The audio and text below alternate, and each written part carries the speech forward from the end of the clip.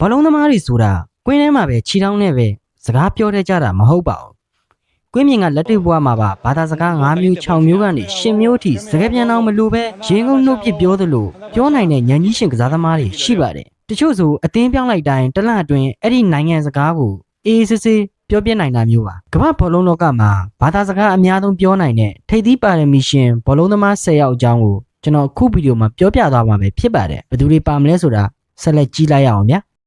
နံပါတ်10ခရစ္စတီယာနိုရိုနယ်ဒိုနံပါတ်10ကတော့ကွင်းထဲမှာတင်မကပဲကွင်းပြင်မှာပါအမြဲတမ်း perfect ဖြစ်ချင်နေတဲ့ superstar ရိုနယ်ဒိုပဲဖြစ်ပါတယ်သူကမိခင်ဘာသာစကားပေါ်တူဂီအပြင်မန်ယူမှာကစားရင်းအင်္ဂလိပ်စာကိုကျွမ်းကျင်အောင်သင်ယူခဲ့တယ်လို့ GM မက်ထရစ်ကိုရောက်တဲ့အခါမှာလဲစပိန်စကားကိုဒေသခံတယောက်နီးပါးဖြစ်အောင်ရေးလဲပတ်စီပြောနိုင်ခဲ့တာပဲဖြစ်ပါတယ်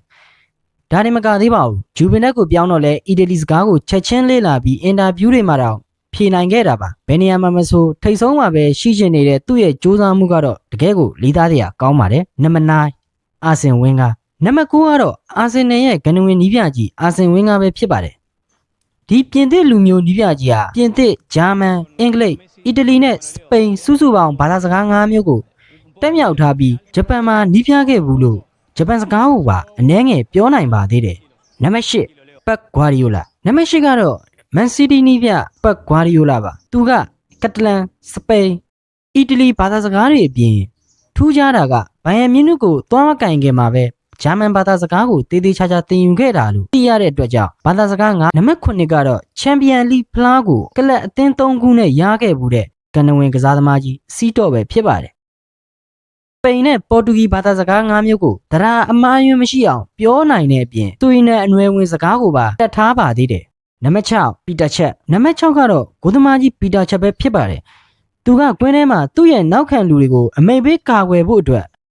ပြင်သစ်ဂျာမန်နဲ့စပိန်ဘာသာစကား9မျိုးကိုအခြေအနေပေါ်မူတည်ပြီးအဆင်ပြေအောင်သုံးစွဲပြောဆိုနိုင်ကြတာပဲဖြစ်ပါတယ်နံပါတ်5မာဒီယိုကိုဗာစစ်နံပါတ်5ကတော့မန်ချက်စတာစီးတီးကွင်းလေလူမာဒီယိုကိုဗာစစ်ပဲဖြစ်ပါတယ်ဩစတြေးလျမှာမွေးဖွားခဲ့တဲ့ခရိုအေးရှားကစားသမားဟာခရိုအေးရှားဂျာမန်အင်္ဂလိပ်အီတလီနဲ့စပိန်ဘာသာစကား9မျိုးကိုရှာမတွဲပဲဖြောင်းဖြောင်းတန်တန်ပြောနိုင်တဲ့သူပဲဖြစ်ပါတယ်နံပါတ်4ဂျက်ဆန်ဖာနန်ဒက်နံပါတ်4ကတော့ဆွစ်ဇာလန်ကွင်းလေလူဟောင်းဂျက်ဆန်ဖာနန်ဒက်ပဲဖြစ်ပါတယ်သူကကေဘာဒီကျွန်းစုမှာမွေးဖွားပြီးဥရောပအနှံ့မှာကစားခဲ့ရတာကြောင့်ကေဘာဒီပေါ်တူဂီဂျာမန်အီတလီနဲ့အင်္ဂလိပ်စကားစုစုပေါင်း6မျိုးထိတက်မြောက်ကျွမ်းကျင်ထားတာပဲဖြစ်ပါတယ်နံပါတ်3ဇလာဒန်အီဘရာဟင်မိုဗစ်နံပါတ်3ကတော့ကွင်းထဲမှာကိုဘယင်လို့သတ်မှတ်ထားတဲ့ဇလာဒန်အီဘရာဟင်မိုဗစ်ပဲဖြစ်ပါတယ်သူကဆွီဒင်မှာမွေးဖွားပြီးမိဘတွေကဘော့စနီးနီးယားနဲ့ခရိုအေးရှားဖြစ်တာကြောင့်ဆွီဒင်ဘော့စနီးနီးယားအပြင်အင်္ဂလိပ်အီတလီစပိန်နဲ့ပြင်သစ်စကား6မျိုးကိုပါဘယင်တစ်ပါးတို့ရေးလဲအောင်ပြောနိုင်တာပဲဖြစ်ပါတယ်နံပါတ်2မီခီတိုင်နံပါတ်2ကတော့အာမေးနီးယားကွင်းလေလူမီခီတိုင်ပဲဖြစ်ပါတယ်သူကဘောလုံးလောကရဲ့တကယ်ပညာတတ်ကြီးဖြစ်ပြီးအာမေးနီးယားရုရှား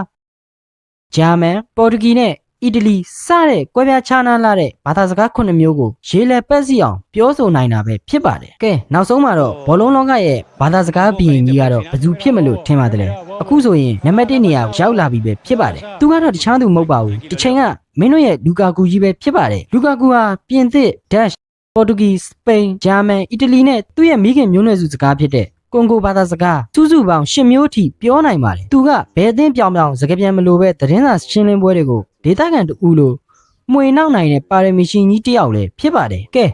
ဘာသာစကားစုံလင်ပြောနိုင်တဲ့ဒီကစားသမားတွေထဲမှာတင်တို့အားကျဆုံးကစားသမားကဘယ်သူဖြစ်မလဲမိတ်ဆွေတို့ကိုယ်တိုင်ရောဘာသာစကားဘယ်နှမျိုးလောက်ပြောတတ်လဲဆိုတာ comment မှာ